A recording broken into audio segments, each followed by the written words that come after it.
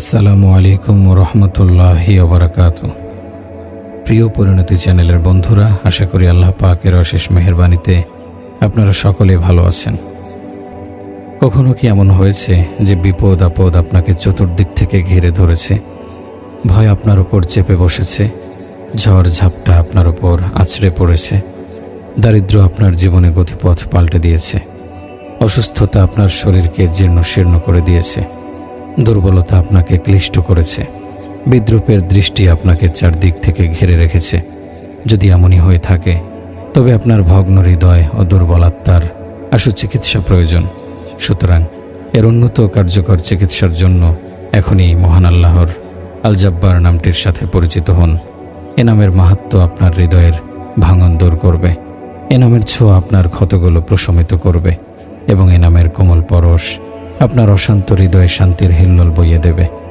আল জাব্বার নামের তাৎপর্য এই যে মহান সত্তা এই নামটি ধারণ করে আছেন, তিনি তার বান্দার দেহ ও মনের ভাঙন দূর করেন।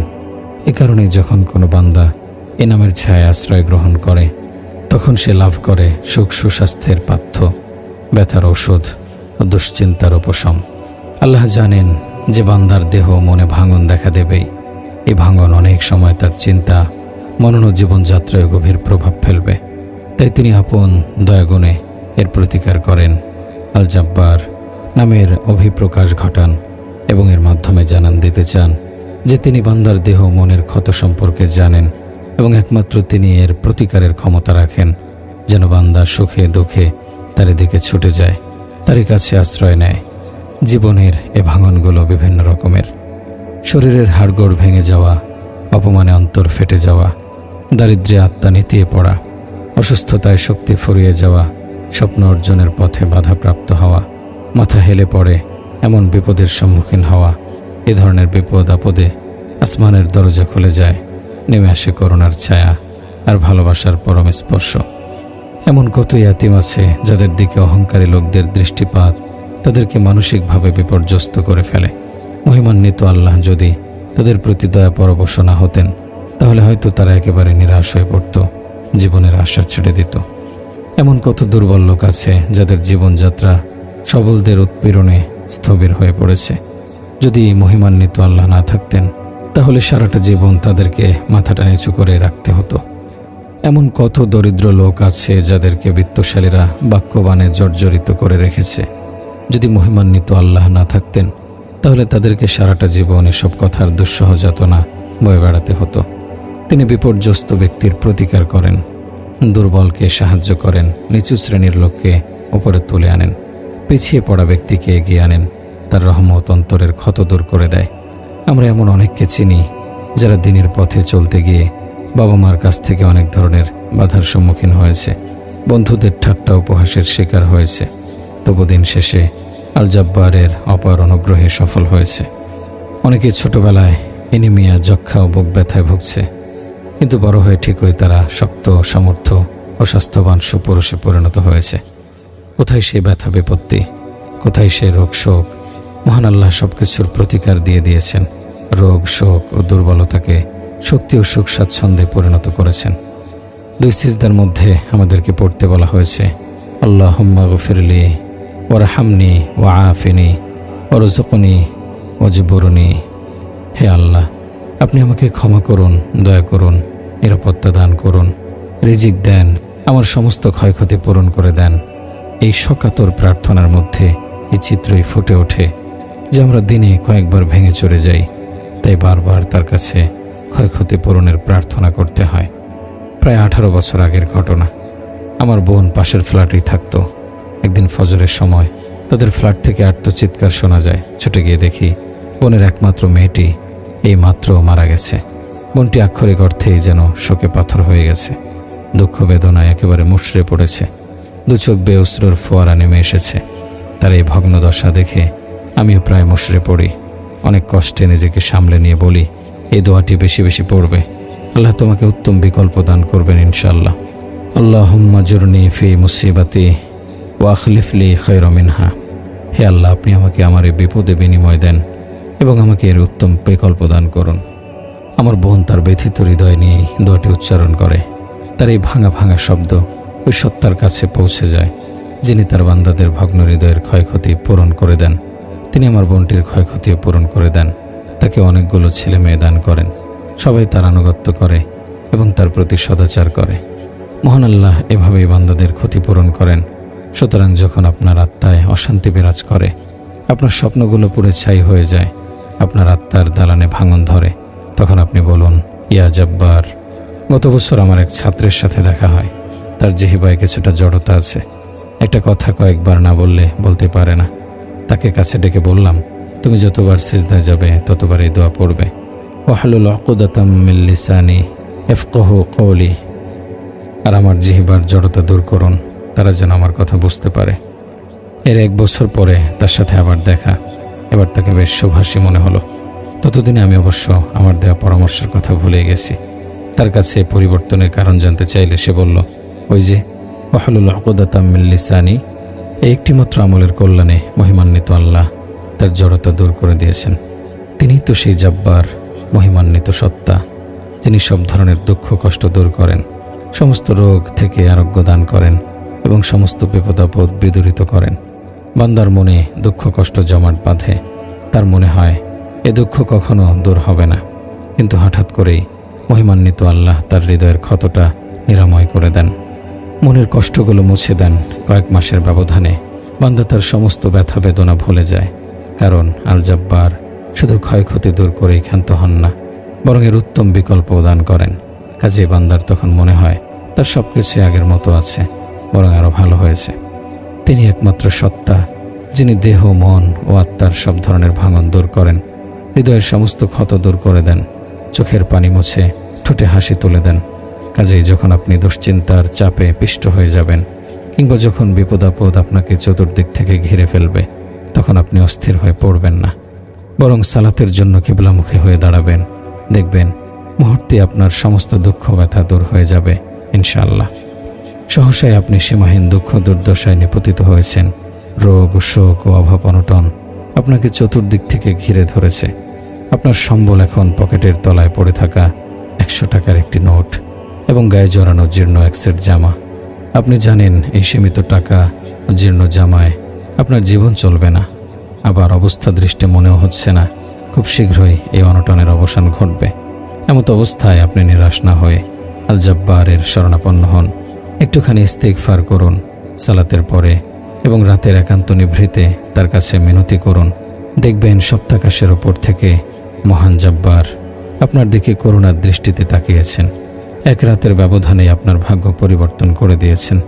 রোগ, শোক ও দুঃখ দারিদ্র্য নিমেষেই দূর করে দিয়েছেন। আপনার মুখে তৃপ্তির অনাবিল হাসি ফুটিয়ে তুলেছেন, কারণ তিনি আপনার হাসি খুবই পছন্দ করেন। আপনার একটুখানি হাসির জন্যই তিনি দুঃখের পরে সুখ এবং রোগের পরে আরোগ্য দান করেন। তবে আপনি যদি চান সবসময় আপনার সুখের আয়োজন চলতে থাকুক এবং আপনার মুখে এক টুকরো হাসির আভা ছড়াক, তাহলে আপনি বিষণ্ণ কাউকে দেখলে তার মন ভালো করার চেষ্টা করুন। ভাবুন, তার ভাঙা মন চাঙ্গা করার জন্য মহান আল্লাহই আপনাকে মনোনীত করেছেন। কোনো প্রতিবেশী ক্ষুধার্ত থাকলে তার আহারের ব্যবস্থা করুন। শীতার্তদের মাঝে গরম কাপড় বিতরণ করুন এবং ভাবুন, আপনার জীবন থেকে ক্ষুধা ও প্রাকৃতিক দুর্যোগ বিদরিত করার জন্যই মহান আল্লাহ আপনাকে দিয়ে এই কাজগুলো করাচ্ছেন এবং এভাবে আপনার মুখে হাসি ফুটিয়ে তোলার স্থায়ী একটি ব্যবস্থা করছেন। এক বন্ধুর কাছ থেকে শোনা ঘটনা। এক বৃদ্ধা হারামের হাজিদের সমাগমের মাঝে হুইলচেয়ারে করে যাচ্ছিলেন। বয়সের ভারে তিনি একেবারে নুজ্জ হয়ে পড়েছেন। শরীরের চামড়া কুঁচকে গেছে। আমার বন্ধুটি ওই বৃদ্ধার মাঝে তার মায়ের প্রতিচ্ছবি দেখতে পায়।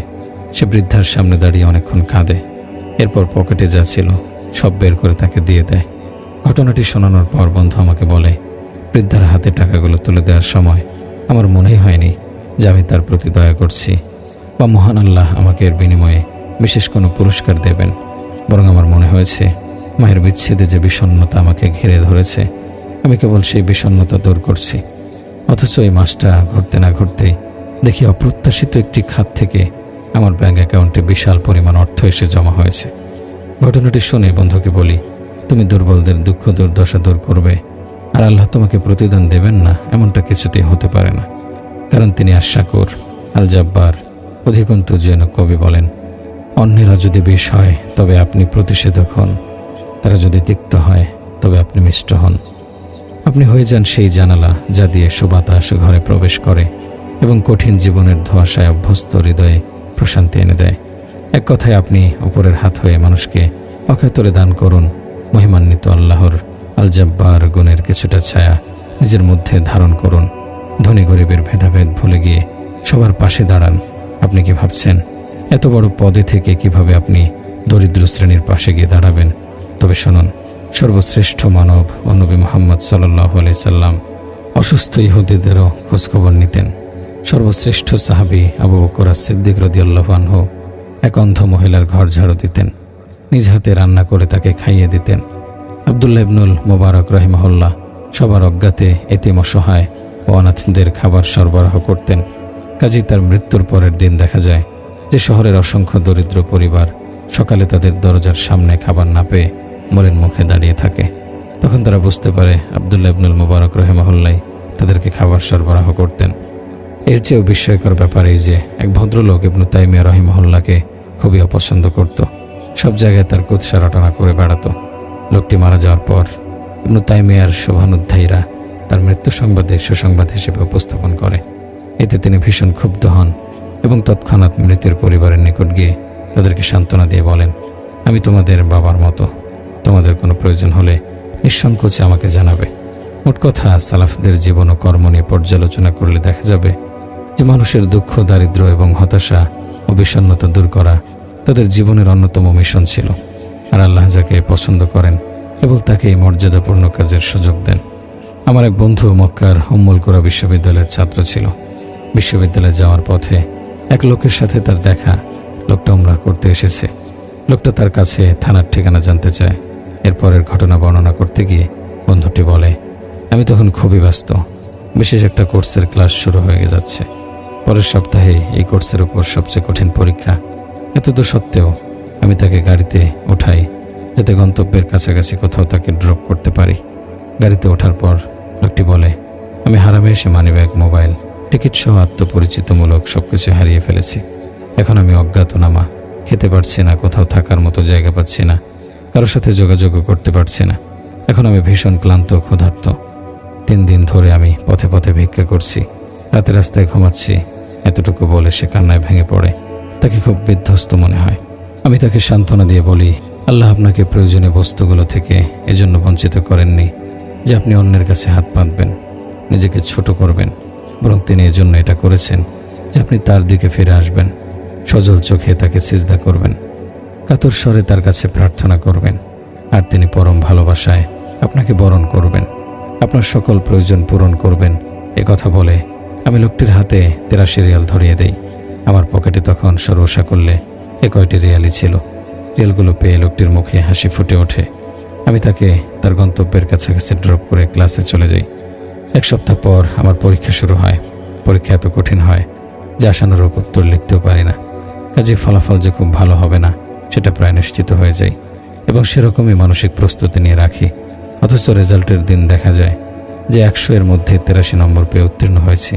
ঠিক যে পরিমাণ অর্থ সেদিন লোকটিকে দিয়েছিলাম সে পরিমাণ নম্বরই পেয়েছি। হ্যাঁ, এমন অনেক কিছুর অস্তিত্ব আপনি যতই অস্বীকার করতে যাবেন ততই স্পষ্ট হয়ে আপনার কাছে ধরা দেবে। যখনই আপনি তার শুনতে চাইবেন না তখনই আরও জোরে সোরে আপনার কানে সেসবের নাম পৌঁছাবে। হ্যাঁ বন্ধু, তিনি হলেন আমাদের রব আল জব্বার। তিনি আপন দয়াগুণে আমার বন্ধুটিকে উমরা পালনকারীর দুঃখ মোচনে ব্যবহার করেছেন এবং এর মাধ্যমে তার সম্ভাব্য ব্যর্থতা ও হতাশা দূর করেছেন। সবাই যখন রাজাদের দরজায় কড়া নাড়বে তখন আপনি রাজাধিরাজের দরজায় কড়া নাড়বেন। সবাই যখন কোনো প্রশাসকের দরজায় ধর্ণা দেবে তখন আপনি মহান আল্লাহর দরজায় ধর্ণা দেবেন। সবাই যখন এক হাসপাতাল থেকে অন্য হাসপাতালে যাবে তখন আপনি রাত জেগে সালাত আদায় করবেন আর বলবেন, হে আল্লাহ, কারণ তার হাতে মুক্তির চাবিকাঠি, তার কাছে সুস্থতার অমূল্য ভাণ্ডার। ওয়া ইম মিন শাইইন ইল্লা ইনদানা খাযাইনু, আর আমার কাছেই প্রতিটি বস্তুর ভাণ্ডার। সহজ কথায় মহান আল্লাহর কাছেই সুখ, সৌভাগ্য এবং শান্তি ও নিরাপত্তার অফুরন্ত ভাণ্ডার। সুতরাং যার হাতে সব কিছুর ভাণ্ডার, সব কিছুর মালিকানা, তাকে ছেড়ে আপনি কি এমন কারো ইবাদত করবেন যে নিজের ভালো খারাপ কিছুই করতে পারে না, জীবন মৃত্যুরও ফয়সালা দিতে পারে না? কতই না হাস্যকর হবে যদি কোনো ব্যক্তি প্রধানমন্ত্রীর সঙ্গে সাক্ষাৎ করতে গিয়ে তার ভর্তির কক্ষে প্রবেশ করে এবং তাকেই সর্বে সর্বা মনে করে নিজের প্রয়োজন প্রার্থনা করে। আমরা তো এর চেয়েও হাস্যকর কাজ করছি। দুনিয়া আখিরাতের রাজাধিরাজ মহান আল্লাহর কাছে চাওয়া বাদ দিয়ে সুদূর ওয়াশিংটন বা ইংল্যান্ডের ডাক্তারদের পেছনে ছুটছি। কয়েক মাস কষ্ট করে পর্যাপ্ত পরিমাণ অর্থ ব্যয় করে তারপর দেশে ফিরছি। না, চিকিৎসা করা দোষের না, এটা শরীয়ত সম্মত, কিন্তু চিকিৎসা করতে গিয়ে সৃষ্টির সাথে সম্পর্ক গভীর হওয়া আর স্রষ্টাকে ভুলে যাওয়া অবশ্যই দোষের। কিছুদিন আল জব্বার তথা মহিমান্বিত সত্তার ছায়া কাটান। আপনার শরীরের ক্ষতগুলোতে তার নামের অর্থ পরশ বলিয়ে দেন। তার নামকে বানিয়ে নেন আপনার আত্মার সকল ব্যথার উপশম। এ নামে আপনার ভেতরে ফুটিয়ে তুলুন আনন্দের ফুল। এ নাম নিয়ে গভীর ভাবনায় ডুবে যান এবং ভেতরের সমস্ত নিঃসঙ্গতা দূর করে ফেলুন। আমাদের রাসূল সাল্লাল্লাহু আলাইহি সাল্লাম তায়েফ থেকে দুঃখ ভারাক্রান্ত হৃদয়ে ফিরে আসেন। নির্বোধ মুশরিকরা প্রস্তরাঘাতে তার পবিত্র পা দুটো ক্ষত বিক্ষত করে ফেলে। রাজাধিরাজ মহান আল্লাহ সপ্তাকাশের ওপর থেকে তার হাবিবের কষ্ট দেখেন, তার ভারাক্রান্ত হৃদয়ের যাতনা অনুভব করেন। তার দয়ার দরিয়ায় জোশ উঠে যায়। তৎক্ষণাৎ তিনি প্রিয় হাবিবের কষ্ট দূর করার জন্য জিবরাইল আলাইহিস সালাম এবং পাহাড়ের ফেরেশতাকে প্রেরণ করেন। পাহাড়ের ফেরেশতা এসে দেখেন নবী সাল্লাল্লাহু আলাইহি সাল্লাম কারনুশ সালিব বেহুশ হয়ে পড়ে আছেন। হুশ ফিরে এলে ফেরেশতা নবী সাল্লাল্লাহু আলাইহি সাল্লামকে বলেন, হে মুহাম্মদ, আল্লাহ আমাকে আপনার নির্দেশ পালনের আদেশ করেছেন। আপনি চাইলে আমি দুই পাহাড়ের মাঝে বসবাসকারী তায়েফবাসীকে পিষ্ট করে দিতে পারি। কিন্তু আল্লাহর রাসূল সাল্লাল্লাহু আলাইহি সাল্লাম সেটা চাননি। বরং তিনি আল্লাহর কাছে তায়েফবাসীদের জন্য ক্ষমা চেয়েছেন এবং তাদের প্রতি দয়াদ্রতার পরিচয় দিয়েছেন। অনুরূপভাবে যখন বিদ্রূপের চাবুক নূহ আলাইহিস সালামের হৃদয়ে আঘাত করেছিল, তখন তিনি আসমানের দিকে তাকিয়ে নিরীহ গলায় তার রবের কাছে বলেছিলেন, আন্নী মাগলুবুন ফান্তাসির, আমি পরাভূত, সুতরাং হে আমার রব, আমাকে সাহায্য করুন। নূহ আলাইহিস সালামের এই প্রার্থনার সাথে সাথে আসমানের দরজা খুলে যায়। নেমে আসে মুষলধারে বৃষ্টি। আল্লাহ তার নবীর জন্য পুরো একটি জাতিকে পানিতে ডুবিয়ে মারেন। আল্লাহ ছাড়া আর কে আছেন যিনি এভাবে অন্তরের ক্ষত উপশম করতে পারেন? এক শ্রেণীর মানুষ আছে যারা আপনাকে মানসিকভাবে বিপর্যস্ত করে তোলে, আপনাকে নিয়ে ঠাট্টা বিদ্রূপ করে, বন্ধুদের সামনে আপনাকে ছোট করে। তাদের এমন আক্রমণে আল জব্বার যদি আপনার পাশে না থাকতেন এবং আপনাকে মানসিকভাবে শক্তি না যোগাতেন, তবে আপনি মাটির সঙ্গে পিষে যেতেন। তারা আপনার দুচোখে ঢুকে আপনার স্বপ্নগুলো চুরি করতে চায়, আপনার অন্তরে প্রবেশ করে স্মৃতিগুলো মুছে ফেলতে চায়। তবে যখনই আপনার একটা স্বপ্ন নিভে যায়, তখনই আল্লাহ আপনার জন্য আরেকটা স্বপ্ন সৃষ্টি করে দেন। যখনই আপনার হৃদয় থেকে একটা স্মৃতি মুছে যায়, তখনই আল জব্বার আরেকটা স্মৃতি আপনার মনে উদিত করেন। আল জব্বার তথা মহিমান্বিত আল্লাহ আমাদের চারপাশে অসংখ্য নিরামক, প্রতিষেধক, ঔষধি উপাদান মজুদ রেখেছেন। আমরা এগুলোর সামান্য কিছু জানি বটে, কিন্তু অধিকাংশই জানি না। তবে এর সবই আল্লাহ আপনার জন্য সৃষ্টি করেছেন যেন আপনার মুখে হাসি ফোটে, আপনি সম্মানজনক জীবনযাপন করতে পারেন এবং সেই সুবাদে একাগ্র চিত্তে মহান আল্লাহর ইবাদতে নিমগ্ন হতে পারেন। আমরা যখন রোগ নিরাময়কারী ওষুধ গ্রহণ করি, সুষম খাবার খাই এবং বিশুদ্ধ পানি পান করি, তখন আমাদের দৈহিক ক্ষত অসুস্থতা দূর হয়ে যায়। যখন অন্যের মুখে হাসি দেখি, নিপীড়িত কারো কাঁধে হাত রাখি, তখন আমাদের আত্মা শান্তি পায়। যখন এমন কারো দেখা পাই যে আমাদেরকে হৃদয় দিয়ে ভালোবাসে, আমাদের দিকে সাহায্যের হাত বাড়িয়ে দেয় এবং একসাথে বসে এক কাপ কফি পান করে, তখন খুবই আনন্দিত হই। এমন অনেক কিছু আছে যেগুলো দেখলে আমাদের ভেতরের ক্ষতগুলো মুছে যায়, যেমন প্রাকৃতিক দৃশ্য, ঝর্ণার প্রবাহ, ছানাকে মা পাখির খাবার খাওয়ানোর দৃশ্য। অনুরূপ সালাত আমাদের অন্তরে জেগে ওঠা হতাশার গহ্বরকে ঢেকে ফেলে। সুবহান রাব্বিয়াল আযীম হৃদয়ের গভীরে অপার্থিব স্বাদ সৃষ্টি করে। সুবহান রাব্বিয়াল আ'লা আমাদেরকে নিয়ে আরশের চতুষ্কোণ প্রদক্ষিণ করে। শীতল জীবনে মায়ের দোয়া এনে দেয় উষ্ণতার ছোঁয়া। বন্ধুকে দেখতে যাওয়া জীবনের কোলাহলের মাঝে এনে দেয় বিনোদনের আনন্দ। প্রতিবেশী যখন আপনার খোঁজ খবর নেয়, তখন আপনার ভেতরের মলিন সত্তা প্রাণবন্ত হয়ে ওঠে। অরেঞ্জ জুস আপনার মুখে মুচকি হাসির উদ্রেক করে। এক টুকরো মিষ্টি আলাদা স্বাদ এনে দেয়। গরম পানির গোসল সব ক্লান্তি মুছে দেয়। এ কারণেই আমাদের জীবন নিরামক উপাদানে পরিপূর্ণ।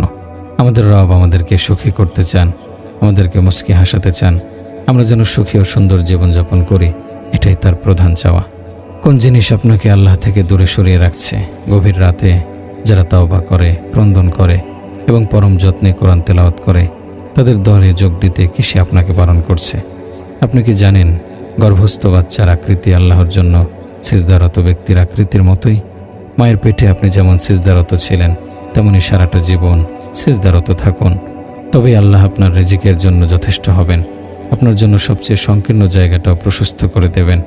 আপনাকে আচ্ছাদিত করবেন তার রহমতে। আপনি মাথা উঁচু করে হাঁটলেও হৃদয়টাকে মহান আল্লাহর উদ্দেশ্যে সিজদা বানত রাখুন। প্রতিটি হৃদকম্পনের সঙ্গে সঙ্গে বলুন সুবহান রাব্বিয়াল আ'লা। যদি আপনার মুখে হাসি ফুটে থাকে, আপনার শরীরের প্রতিটি সেরা উপসেরা যেন ফিসফিস করে বলে, হে ক্ষতসমূহের উপশমকারী আল্লাহ, আমার সব ভাঙন রোধ করে দেন। তারপর অবাক হয়ে অলৌকিক কাণ্ড দেখুন, আপনার আত্মা আবার প্রাণবন্ত হয়ে উঠছে। হে আল্লাহ, আপনি আমাদের হৃদয়ের ক্ষত সেরে দেন, আমাদের দেহের ভাঙন রোধ করুন। আপনি তো সব কিছু করার ক্ষমতা রাখেন। আপনি কি দিকভ্রান্ত, ভুল ও সঠিক নির্ণয়ে অক্ষম? আপনি কি দুজন নারীর বৈশিষ্ট্যের মাঝে তুলনা করে কাকে বিবাহ করবেন সে সিদ্ধান্তে সংশয়গ্রস্ত? আপনার কি একই সাথে দুটি চাকরি জুটেছে, যে চাকরির কোনটা ভালো আর কোনটা মন্দ তা নির্ণয় করতে পারছেন না? আপনি কি ধ্বংসের শেষ সীমানায় পৌঁছে হিদায়েতের অপেক্ষা করছেন? তাহলে মহান আল্লাহর আল হাদি নামের সংস্পর্শে নতুন এক অধ্যায় শুরু করুন। এই মহান নামের সঙ্গে পরিচিত হন। তিনি আপনার মাঝে জেগে ওঠা বিভ্রান্তিকে দমিয়ে দেবেন এবং আপনাকে পথ দেখিয়ে সিরাতুল মুস্তাকিমে পৌঁছে দেবেন। হিদায়াত শব্দের আভিধানিক অর্থ হল পথ দেখানো বা গন্তব্যস্থলে পৌঁছে দেয়া, অন্ধকার ছেড়ে আলোর জগতে ফিরে আসা, মিথ্যার বেড়াজাল ছিন্ন করে সত্যের দিশা লাভ করা।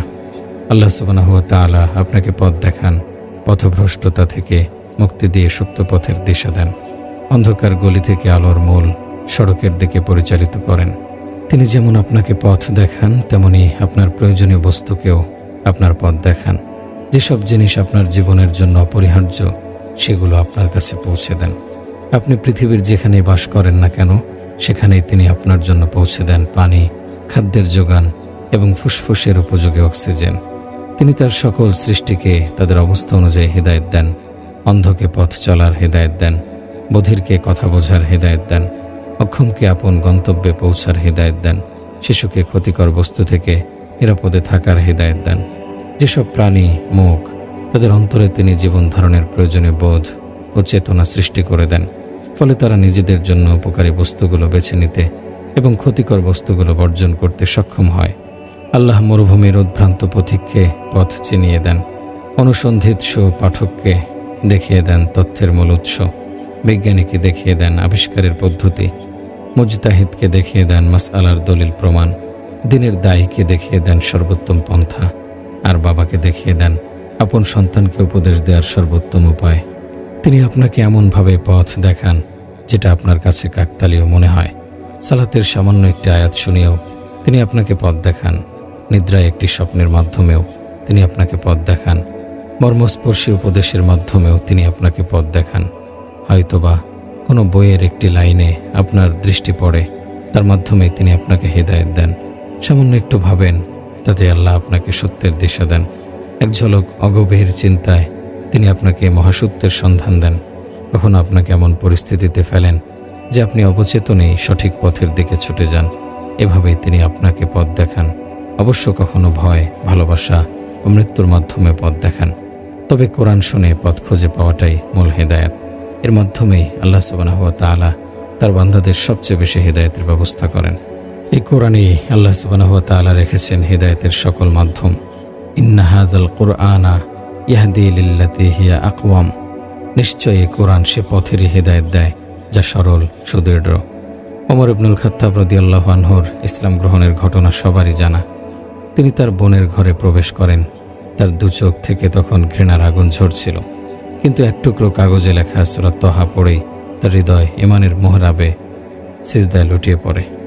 তারপর থেকে মৃত্যু পর্যন্ত তিনি আল্লাহর দরবারে সিজদা করা থেকে মুখ ফেরাননি। তখন তার অনুভূতি কেমন হয়েছিল, তার অন্তরে কী পরিমাণ দৃঢ়তা এসেছিল। কোরআনের এমন কত আয়াত আছে যা নিয়ে আমরা চিন্তা করা ছেড়ে দিয়েছি। কোরআনের এমন কত নির্দেশনা আছে যা আমাদের তালাবদ্ধ হৃদয়ে প্রভাব ফেলছে না। হিদায়াতের বিশেষ একটি পদ্ধতি হলো, আপনি এমন স্বপ্ন দেখবেন যাতে আপনার সুস্থতার উপায় বাতলে দেয়া হবে। আপনাকে সতর্ক করা হবে কিংবা ভালো নির্দেশনা দেয়া হবে। বিষয়টি স্পষ্ট করার জন্য একটা ঘটনা বলি। জনৈক রোগী একবার স্বপ্নে দেখেন যে তার সুস্থতা না শব্দ দুটির মধ্যে নিহিত। রোগী স্বপ্নের ব্যাখ্যা বুঝতে না পেরে জনৈক শাইখের শরণাপন্ন হন, কিন্তু দুর্ভাগ্যক্রমে শাইখও এর সন্তোষজনক কোনো ব্যাখ্যা দিতে পারেন না। তবে তিনি অভয় দিয়ে বলেন যে আমি আগামী 2 দিনে একবার কোরআন খতম করব এবং এতেই ইনশাআল্লাহ স্বপ্নের ব্যাখ্যা পেয়ে যাব। 2 দিন পর রোগী শাইখের কাছে এলে তিনি বলেন, আপনার সুস্থতা জাইতুন বৃক্ষে নিহিত। আল্লাহ সুবহানাহু ওয়া তাআলা সূরা নূরে বলেছেন, ইউকাদু মিন শাজারাতিন মুবারাকাতিন যাইতুনাতিন লা শারকিয়্যাতিন ওয়ালা গরবিয়্যাহ। এটি এমন একটি বরকতময় বৃক্ষ থেকে প্রজ্বলিত হয় যা না পশ্চিমে আর না পূর্বে অবস্থিত। উল্লেখ্য যে উপরোক্ত আয়াতে বরকতময় বৃক্ষ বলে জৈতুন বৃক্ষকে বোঝানো হয়েছে এবং স্বপ্নযোগে প্রাপ্ত এই হিদায়াতের মাধ্যমেই রোগীটি আরোগ্য লাভ করেছে। রোগের প্রকৃতি নির্ণয় করে তার অনুরূপ চিকিৎসা প্রক্রিয়া বাতলে দেওয়াও স্বপ্নযোগে প্রাপ্ত হিদায়াতের অন্তর্ভুক্ত। এসাইটিস রোগে আক্রান্ত জনক রোগী একজন বিজ্ঞ আলিমের কাছে এসে তার রোগের কথা জানায়। এই রোগ হলে সাধারণত মানুষের পেট অস্বাভাবিক ফুলে যায় এবং রক্ত চলাচল থেমে যায়। কখনো কখনো এ রোগে আক্রান্ত মানুষ মারাও যায়। রোগের বিবরণ শুনে আলিম তাকে একটি কূপ খনন করে ওয়াকফ করতে বলেন। লোকটি কূপ খনন করে ওয়াকফ করতেই সুস্থ হয়ে ওঠেন। এ আলিম শরীরের মাঝে রক্তের প্রবাহ থেমে যাওয়া এবং জমিনের পানি শুকিয়ে যাওয়ার মধ্যে একটা মিল খুঁজে পেয়েছিলেন। কাজে তিনি মানুষের জন্য কূপ খনন ও পানির ব্যবস্থাকরণকে তার রোগ মুক্তির কারণ মনে করেছেন। আমার এক বন্ধুর ঘটনা। সে একবার গাড়িতে করে সালাতে যাচ্ছিল। অসতর্কতার কারণে তারই 2 বছর বয়সী ভাতিজি গাড়ির নিচে চাপা পড়ে। তার বাবা তাকে নিয়ে হাসপাতালে ছুটে যান। মেয়েটি তখন মৃতপ্রায়। ডাক্তাররা জানায় যে তার মৃত্যুর আশঙ্কা 80%। এ সময় আমার বন্ধুর এক চাচাতো ভাই তাকে পরামর্শ দিয়ে বলে, একটি বকরি জবেহ করে মেয়েটির সুস্থতার নিয়তে তার গোশত সাদাকা করে দাও। চাচাতো ভাইয়ের কথা মতোই সে সব কিছু করে। পরের দিন ভোরবেলায় মেয়ে আইসিইউ থেকে সম্পূর্ণ সুস্থ অবস্থায় বেরিয়ে আসে। আল্লাহ সুবহানাহু ওয়া তাআলা বন্ধুটির চাচাতো ভাইকে সাদাকাকৃত মাংস আর বাচ্চার থেতলে যাওয়া মাংসের মাঝে মিল খুঁজে পাওয়ার পথ দেখিয়ে দিয়েছেন। তাই ডাক্তারদের চিন্তারও বাইরে থেকে মেয়েটি সুস্থতা ফিরে পেয়েছে। অনেক সময় সদুপদেশ ও হেদায়েত প্রাপ্তির মাধ্যম হতে পারে। এক গায়ক অত্যন্ত সুকণ্ঠের অধিকারী ছিল। একদিন জৈনক সৎকর্মশীল বান্দা তার পাশ দিয়ে যাচ্ছিলেন। যাওয়ার সময় তিনি গায়ককে বললেন, আপনার কণ্ঠ তো বেশ সুন্দর, আপনি যদি সুর করে কোরআন পড়তেন তাহলে কত ভালো হতো। লোকটি তখনই তওবা করে এবং গান গাওয়া ছেড়ে দেয়। সদুপদেশের মাধ্যমে সুপথ প্রাপ্তির ক্ষেত্রটা সুবিশাল, সুবিস্তৃত। এর উদাহরণ দিয়ে শেষ করা যাবে না। হিদায়াত আসতে পারে গভীর চিন্তার মাধ্যমেও। এর সবচেয়ে উৎকৃষ্ট উদাহরণ হলো সাইয়েদুনা ইব্রাহিম আলাইহিস সালামের ঘটনা। তিনি রাতের অন্ধকারে নক্ষত্র দেখে সেটাকে আল্লাহ মনে করেছিলেন।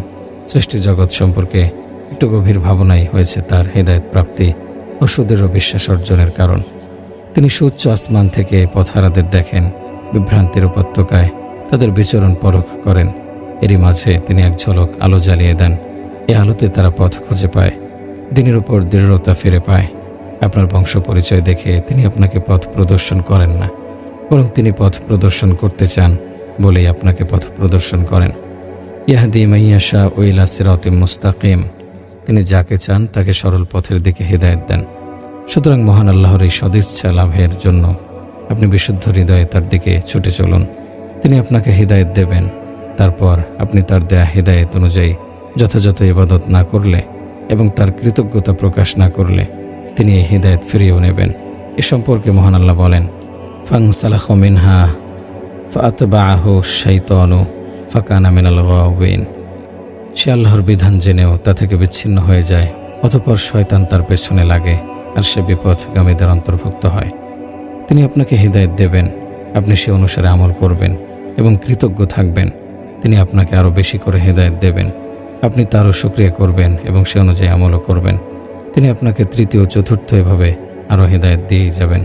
এভাবে আপনার জীবন হয়ে উঠবে তার এই হিদায়াত বার্তার মেলবন্ধন। মহান আল্লাহ প্রথমে আসহাবুল কাহফকে ইমানের হিদায়াত দেন, এরপর তাদেরকে ইমানের উপর অবিচল থাকার হিদায়াত দেন এবং সবশেষে তাদের মুক্তি ও নিরাপত্তার ব্যবস্থা গ্রহণ করেন। ব্যবস্থাটা এই ছিল যে তিনি তাদেরকে গুহাভ্যন্তরে সুদীর্ঘকাল ঘুম পাড়িয়ে রাখেন। আল্লাহ সুবহানাহু ওয়া তাআলা তাদের ব্যাপারে বলেন, ইন্নাহুম ফিতনাতুন আমানু বিরব্বিহিম ওয়া জিদনাহুম হুদা। নিশ্চয় তারা এমন কতিপয় যুবক যারা তাদের রবের ওপর ঈমান এনেছিল আর আমি তাদের হৃদায়ত বৃদ্ধি করে দিয়েছিলাম। অন্ধকারাচ্ছন্ন মরুভূমিতে আপনি পথ হারিয়ে ফেলেছেন, বুঝতে পারছেন না কোথায় যাবেন। মরুভূমিতে পথ না জানার মানে হলো নিশ্চিত মৃত্যু, কারণ আপনার কোনো পাথেও নেই কোনো বাহনও। হঠাৎ আপনার ভেতর জেগে উঠল এক প্রগাঢ় অনুভূতি। আপনার মন আপনাকে একদিকে অগ্রসর হতে বলল। আপনি তারকা দেখে পথ খুঁজে বের করতে পারেন না। আপনার কম্পাসটাও হারিয়ে গেছে, আপনার সহচররা আপনাকে ছাড়িয়ে গেছে। আপনার মন যেদিকে যেতে বলছে সেদিকে আপনি অগ্রসর হতে লাগলেন। মরুভূমি আপনাকে নিয়ে দীর্ঘক্ষণ খেলা করার পর আপনি দু চোখ ভরে দেখতে পেলেন এক ঝলক আলো। সামনেই আপনার সহচররা জীবনের শেষ বিন্দুতে এসে আপনি দেখতে পেলেন তারা সাগ্রহে আপনার জন্য অপেক্ষারত। বলুন তো, তখন আপনার অনুভূতি কেমন হবে? আপনার মনে হঠাৎ করে এদিকটার কথা কিভাবে এলো, কেনই বা এলো, আর কি জন্যই বা এতটা নিখুঁত, এতটা সূক্ষ্ম হলো? আল্লাহ সুবহানাহু ওয়া তাআলা সে সময় আপনার মনে উদিত হওয়া ভয়াল কম্পন দেখতে পাচ্ছিলেন। আপনার আত্মার আর্তনাদ তিনি শুনতে পাচ্ছিলেন। আপনার অন্তরে পিপাসায় মৃত্যুবরণের যে চিত্র ভেসে উঠেছিল তা তার জানা ছিল। তাই তো এক ঝলক আলো আপনার অন্তরে জ্বালিয়ে দিলেন, যে আলোর মাধ্যমে আপনি পথ খুঁজে পাবেন এবং নিরাপদে গন্তব্যে পৌঁছে যাবেন। আপনি হয়তো এই অভিজ্ঞতাটাকে নিজের জীবনের সাথে পুরোপুরি সম্পৃক্ত করছেন না, কারণ আপনি ভাবছেন আপনি কখনো এমন পরিস্থিতির সম্মুখীন হননি। তবে এটা নিশ্চিত যে আপনি অবশ্যই এর কাছাকাছি কোনো পরিস্থিতির সম্মুখীন হয়েছেন। কাজে এই ধরনের পরিস্থিতিতে সবচেয়ে গুরুত্বপূর্ণ প্রশ্ন হলো, দুশ্চিন্তা ও দুর্ভাবনায় পতিত আত্মায় কোনো মহান সত্তা হেদায়েতের আলো জ্বালেন। তিনি আমার রব আল হাদি। কবির ভাষায়, যখন আপনাকে সৃষ্টিকর্তার রক্ষণাবেক্ষণ ঘিরে রাখে তখন আপনি নিশ্চিন্তে ঘুমিয়ে পড়ুন, কারণ যে ঘটনায় ঘটুক তার জন্য আপনার নিরাপত্তা প্রস্তুত। সমুদ্রের উন্মত্ত ঢেউ যখন আপনার নৌযান নিয়ে মৃত্যু খেলায় মেতে ওঠে তখন তিনি বাতাসকে আদেশ দেন যেন তা উত্তরে হাওয়ায় পরিণত হয়, কারণ আপনি যে দ্বীপে গেলে উদ্ধার পাবেন সে দ্বীপ দক্ষিণে। তিনি যদি এই দুর্যোগপূর্ণ মুহূর্তে বায়ুপ্রবাহকে যথাযথভাবে ঝঞ্ঝালিত না করতেন তাহলে আপনার নৌযানের পাল ছিন্ন ভিন্ন হয়ে যেত। একদা ইবনু তাইমিয়া রাহিমাহুল্লাহ ঘর থেকে বেরিয়ে আসেন। একটি আয়াতের তাফসির সম্পর্কে বিবিধ মতামত তার মাথায় ঘুরপাক খাচ্ছে। তিনি যাবৎ 10টি তাফসির দেখে ফেলেছেন, অথচ কোনোভাবেই সঠিক ব্যাখ্যাটি বের করতে পারছেন না। শেষে সিজদায় লুটিয়ে কপালটা ধুলোমলিন করে কাঁদতে কাঁদতে বলেন, ওহে দাউদের শিক্ষক, আমাকে শেখান। ওহে সুলাইমানের বুঝদানকারী, আমাকে বোঝান। এরপর তিনি ঘরে ফিরে আসেন। এবার আল্লাহর হিদায়েতের আলোয় তার বিবেক আলোকিত হয়, সঠিক ব্যাখ্যাটি তার মস্তিষ্কে উদ্ভাসিত হয়। কবি বলেন, কোনো যুবক যদি আল্লাহর পক্ষ থেকে সাহায্যপ্রাপ্ত না হয় তাহলে তার সকল শ্রম ও সাধনা ব্যর্থতায় পর্যবসিত হওয়ার আশঙ্কা দেখা দেয়। আল্লাহর এই পথ নির্দেশ শুধু মানবজাতির সাথেই সম্পৃক্ত নয়, বরং আল্লাহ সকল সৃষ্টিকে পথ দেখান। মহান আল্লাহ বলেন, ক্বালা রাব্বুনাল্লাযী আ'তা কুল্লা শাইইন খালকাহু সুম্মা হাদা। মুসা বললেন, আমাদের রব তিনি, যিনি প্রতিটি বস্তুকে তার সৃষ্টির আকৃতি দিয়েছেন, তারপর পথ নির্দেশ করেছেন। শাইখ মুহাম্মদ রাতেবান নাবলসি এ হিদায়েতের প্রকৃতি ব্যাখ্যা করতে গিয়ে বলেন, স্যালমন ফিশ আটলান্টিক মহাসাগরের তীর থেকে আমেরিকার বিভিন্ন নদীর পতনস্থলে গিয়ে ডিম পেড়ে আবার এর স্বস্থানে ফিরে আসে। কয়েক মাস পরে ছোট মাছগুলো ডিম ফুটে সরাসরি মায়ের কাছে ছুটে আসে। শত শত কিলোমিটার দূরের পথ পাড়ি দিয়ে বাচ্চা মাছগুলো সাগরে তাদের মাকে ঠিকই খুঁজে বের করে, কোথাও একটিবারের জন্য পথ হারায় না। কে সেই সত্তা যিনি তাদেরকে পথ দেখান? তিনি আমাদের রব আল হাদি তার নাম। একদিন জৈনক ভদ্রলোক দেখে যে একটা বেজে মৃত সাপ খাচ্ছে, তারপর একটা উদ্ভিদের কাছে ছুটে গিয়ে সেখান থেকে পাতা ছিঁড়ে খাচ্ছে। লোকটি বেজির এই অদ্ভুত কাণ্ডের রহস্য জানার জন্য আগ্রহী হয়ে ওঠে এবং লতাটা টেনে তুলে অন্যত্র ফেলে দেয়। এরপর সবিস্ময়ে লক্ষ্য করে যে বেজিটা শেষবার সাপ খেয়ে সে লতাটা সেখানে না পেয়ে এদিক সেদিক ছোটাছুটি করতে থাকে এবং কিছুক্ষণের মধ্যেই বিষক্রিয়ায় ছটফট করতে করতে মারা যায়। সেই সত্তা যিনি বেজিকে জানিয়ে দিয়েছেন যে উদ্ভিদের পাতায় সাপের বিষের প্রতিষেধক রয়েছে, তিনি আমাদের রব আল হাদি তার নাম। নেকড়ে হরিণের ওপর আক্রমণ করে, হরিণ মাথাটা নিচু করে নেকড়ের গলায় শিং ঢুকিয়ে দেয়। কে তাকে জানালো যে তার মাথায় এমন ধারালো ছুরি আছে? আর কেই বা তাকে জানালো এ কাজ করলে সে রক্ষা পাবে? তিনি আমাদের রব আল হাদি তার নাম। শৈশবে আমি পোষা বিড়ালকে দেখতাম, চোখ না ফোটা বাচ্চাগুলো তার দিকে ছুটে আসতো, তার পেটে মাথাটা গুজে দিয়ে দুধ পান করত। কি অবুঝ প্রাণীকে শেখালো যে দুধ পান করেই তারা বাঁচবে, আর না করলে মারা যাবে? তিনি সেই পথ নির্দেশক মহান আল্লাহ। তার সবচেয়ে মহান পথ নির্দেশনা হলো তার বান্দাদেরকে নিজের দিকে ফিরিয়ে আনা, পথ হারাদের পথ চিনিয়ে দেয়া, পাপে জর্জরিত মানুষের জন্য তওবার দরজা খুলে দেয়া। এক লোক ঘুটঘুটে অন্ধকার রাতে রাজাধিরাজ মহান আল্লাহর অবাধ্যতা করার উদ্দেশ্যে বের হয়। তার শরীরের প্রতিটি অঙ্গ ছুটে চলছে পাপের কাদায় নেমে পড়ার জন্য, কিন্তু চূড়ান্ত মুহূর্তে আল্লাহ তার অন্তরে হেদায়েতের আলো জ্বালেন। সে পাপের গহ্বরে পৌঁছানোর পূর্বেই হঠাৎ তার চোখের সামনে নির্মিত কালো রঙের স্বপ্নগুলো বিবর্ণ হতে থাকে। এক তীব্র স্রোতে সে সেগুলো ভাসিয়ে নিয়ে যায়। সে তার অনুভূতির আঙিনায় ভিন্ন কিছুর পদক্ষেপ অনুভব করে। চোখ মেলে তাকিয়ে দেখে তার সামনে পাপের গহ্বরের পরিবর্তে মাথা উঁচু করে দাঁড়িয়ে আছে মসজিদের সুউচ্চ মিনার। এভাবেই মহান আল্লাহ তার নতুন জীবনের সূচনা ঘটান। আল্লাহ যদি আপনাকে পথ দেখাতে চান, তাহলে রাস্তায় পড়ে থাকা এক টুকরো কাগজ দিয়েও সেটা করতে পারেন। বিশ্বাস হলো না? তাহলে একটি ঘটনা শুনুন। এক লোক মদ পান করে মাতাল অবস্থায় রাস্তায় হেলে দুলে হাঁটছিল। হঠাৎ মাদকতায় নুয়ে পড়া দু চোখে দেখতে পায় রাস্তায় এক টুকরো কাগজ পড়ে আছে। কাগজটিতে আল্লাহর নাম লেখা। এটা দেখা মাত্র তার বুকের ভেতরটা মোচড় দিয়ে ওঠে। সে ডুকরে উঠে বলে, আল্লাহর নাম রাস্তায় পড়ে আছে। এ কথা বলেই সে কাগজটা তুলে নেয়। ঘরে গিয়ে সেটি পরিষ্কার করে তাতে সুগন্ধি মেখে ঝুলিয়ে রাখে। সেদিনই সে স্বপ্নে দেখে কেউ তাকে উদ্দেশ্য করে বলছে, তুমি আমার নামকে ওপরের স্থান দিয়েছ। আমার মর্যাদার কসম, আমি তোমার নামকে উচ্চকিত করব। ঘুম থেকে উঠে সে অন্তরে হেদায়েতের পরশ অনুভব করে। এভাবেই আল্লাহ তাকে উদ্দেশ্যহীন একজন সাধারণ মানুষ থেকে ইতিহাসের খ্যাতনামা সৎকর্মশীল বান্দায় পরিণত করেন। তিনি আপনাকে পথ দেখাতে চাইলে একটি আওয়াজের মাধ্যমে পথ দেখাতে পারেন। কেউ হয়তো আপনার সামনে বলবে, আল্লাহকে ভয় করো। অমনি আপনার অন্তরাত্মা জেগে উঠবে ভ্রান্তির ঘুম থেকে। এটা নিছক অনুমান বা সুধারণা নয়, বরং স্বীকৃত বাস্তবতা। নবী সাল্লাল্লাহু আলাইহি সাল্লাম কর্তৃক বর্ণিত ঘটনায় যে 3 জনের জন্য গুহার মুখ বন্ধ হয়ে গিয়েছিল, তাদের একজনের ঘটনা, সে অনেকদিন ধরে তার চাচাতো বোনের সাথে অপকর্ম সাধনের সুযোগ খুঁজছিল। একদিন সেই সুযোগটা এসেও যায়। অপকর্ম সাধনের ঠিক পূর্ব মুহূর্তে চাচাতো বোন তাকে বলে, আল্লাহকে ভয় করো। আমার সতীত্বের মোহর শুধু এর অধিকারীকেই খুলতে দাও। আল্লাহর ভয়ে সেদিন সে এই পাপাচার থেকে ফিরে আসে। আল্লাহকে ভয় করো তার অন্তরে বিদ্যমান কামনা বাসনাকে বিলীন করে দেয়। আপনি ভুলে যাওয়ার জগতে ডুবে থাকেন, তিনি আপনাকে স্মরণ করিয়ে দেন। আপনি পাপের ঘুমে বিভোর হয়ে পড়েন, তিনি আপনাকে জাগিয়ে দেন। আপনি গভীর পাপ কূপে পড়ে অপবিত্র হয়ে যান, তিনি আপনাকে পবিত্র করে তোলেন। যখন আপনি কূপের তলানিতে পড়ে থাকেন, তখন তিনি আপনার দিকে হেদায়েতের রজ্জু ঝুলিয়ে দেন। তিনি আপনাকে পরম ভালোবাসায় হেদায়েত দেন, এতে আপনার হৃদয় ভরে যায়। তিনি আপনাকে প্রচণ্ড ভয় দেখিয়ে হেদায়েত দেন, এতে আপনার ভেতরটা কেঁপে ওঠে। তিনি আপনাকে মারাত্মক অসুস্থতা দিয়ে হেদায়েত দেন, এতে আপনার অহংকার মুছে যায়। তিনি আপনাকে সীমাহীন মুখাপেক্ষী করে হেদায়েত দেন, এতে আপনি অবনত হয়ে মাটির সঙ্গে মিশে যান। তিনি আপনাকে চরম দরিদ্রতা দিয়ে হেদায়েত দেন, এতে আপনি বিনয়ে একেবারে নুয়ে পড়েন। অথবা তিনি আপনাকে অনিঃশেষ শূন্যতা দিয়ে হেদায়েত দেন, এতে আপনার হৃদয়টা কষ্ট ও শোকে বিগলিত হয়। তিনি আপনাকে তার দিকে ফিরিয়ে নেন, আলোর পথে পরিচালিত করেন। ফলে এক সময় যে মসজিদের দিকে আপনি দর্শনার্থীর দৃষ্টিতে তাকিয়ে থাকতেন, কিন্তু হেদায়েতের আলোকবর্তিকা আপনাকে স্পর্শ করত না, এখন আপনি হেদায়েতের আলোয় উদ্ভাসিত হয়ে সেই মসজিদে নিয়মিত যাতায়াত করেন।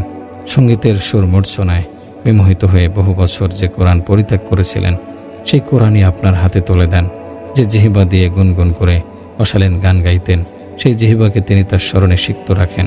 কখনো এক মসজিদে যাওয়ার জন্য বের হন, কিন্তু হঠাৎ রাস্তা পরিবর্তন করে অন্য মসজিদে চলে যান। সালাতের পর কোনো দায়ীর এমন বক্তব্য শুনতে পান যা আপনার হৃদয়ে পরিবর্তনের ঢেউ জাগিয়ে তোলে। তৎক্ষণাৎ আপনি চলার পথ পরিবর্তন করে ফেলেন, এমনকি জীবনের পথও। যে বান্দা জীবন্ত আত্মা ধারণ করে, সে আল্লাহর হিদায়েতের ব্যাখ্যা করতে পারে। সে জানে যে নিখিল বিশ্ব আল্লাহর ইবাদত করে। আল্লাহ তাকে বিশ্বের যে কোনো কিছু দিয়েই পথ দেখাতে পারেন, আর আল্লাহ না করুন এ বিশ্বের যে কোনো কিছু দিয়েই তাকে আবার পথভ্রষ্ট করতে পারেন। তবে আল্লাহ শুধু তাকেই পথভ্রষ্ট করেন যে তার অন্তরকে হিদায়েত ও প্রকৃত দিন থেকে দূরে সরিয়ে রাখে। সুতরাং জীবন ক্ষতিগ্রস্ত হয়ে যাবে যদি আল্লাহর কাছ থেকে হিদায়েত না পান। কিছুক্ষণ আগে মরুভূমিতে পথ হারানোর যে উদাহরণটা দিয়েছি, তা মনে আছে আপনার? আল্লাহর পথ মসজিদ, আল্লাহু আকবার ধ্বনি, আল্লাহুম্মা আনতাস সালাম ওয়া মিনকাস সালাম, এর অনন্য পাথেয় হারিয়ে ফেলা মরুভূমিতে পথ হারানো থেকেও বিপজ্জনক।